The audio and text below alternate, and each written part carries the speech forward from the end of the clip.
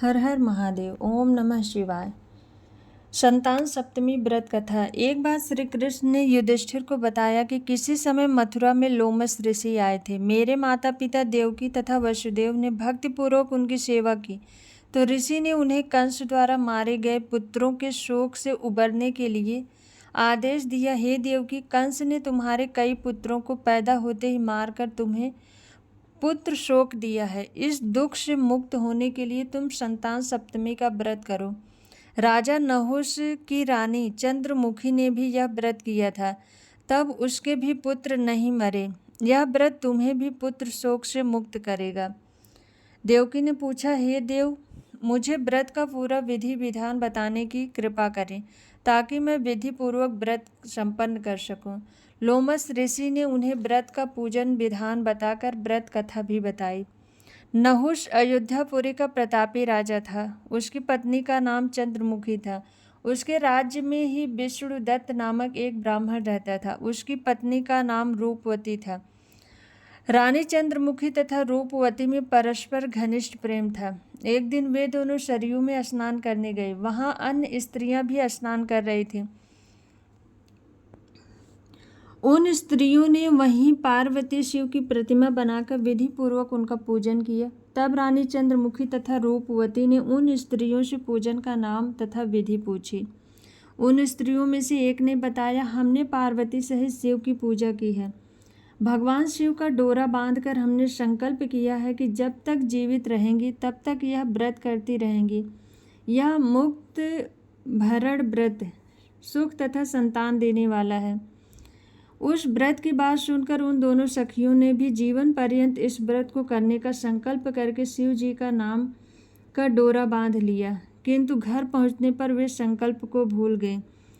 फलतः मृत्यु के पश्चात रानी वानरी तथा ब्राह्मणी मुर्गी की योनि में पैदा हुई। कालांतर में दोनों पशु योनि छोड़कर पुनः मनुष्य योनि में आईं। चंद्रमुखी मथुरा के राजा पृथ्वीनाथ की रानी बनी तथा रूपवती ने फिर एक ब्राह्मण के घर जन्म लिया। इस जन्म में रानी का नाम ईश्वरी तथा ब्राह्मणी का नाम भूषणा था। भूषणा का विवाह राजपुरोहित अग्निमुखी के साथ हुआ। इस जन्म में भी उन दोनों में बड़ा प्रेम हो गया। व्रत भूलने के कारण ही रानी इस जन्म में भी संतान सुख से वंचित रही। प्रौढ़ावस्था में उन्होंने एक गूंगा तथा बहरा पुत्र जन्मा, मगर वह भी 9 वर्ष का होकर मर गया। भूषणा ने व्रत को याद रखा था, इसलिए उसके गर्भ से सुंदर तथा स्वस्थ 8 पुत्रों ने जन्म लिया। रानी ईश्वरी ने पुत्र शोक की संवेदना के लिए एक दिन भूषणा उससे मिलने आई। उसे देखते ही रानी के मन में डाह पैदा हुई। उसने भूषणा को विदा करके उसके पुत्रों को भोजन के लिए बुलाया और भोजन में विष मिला दिया, परंतु भूषणा के व्रत के प्रभाव से उसका बाल भी बांका न हुआ।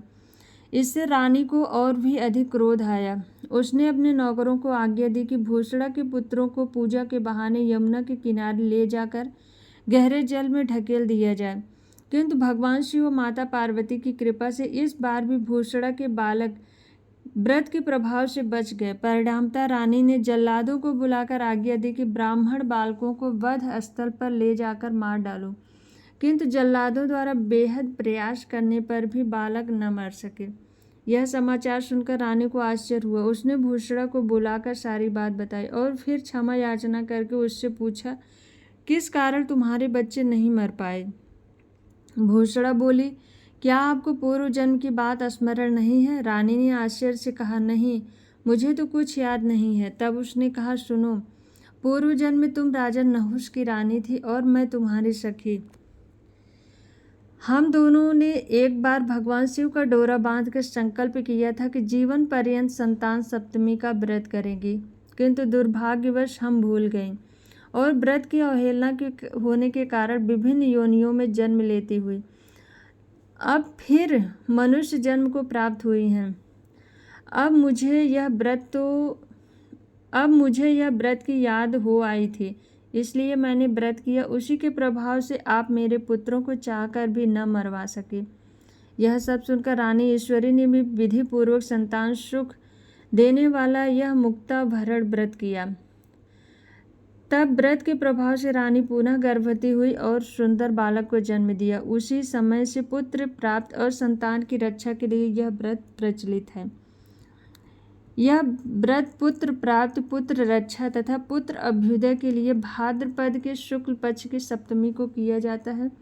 इस व्रत का विधान दोपहर तक रहता है। इस दिन जामवंती के साथ श्याम सुंदर तथा उनके बच्चे शाम्ब की भी पूजा की जाती है। माताएं पार्वती का पूजन करके पुत्र प्राप्ति तथा उसके अभ्युदय का वरदान मांगती हैं। इस व्रत को मुक्ता भरण भी कहते हैं।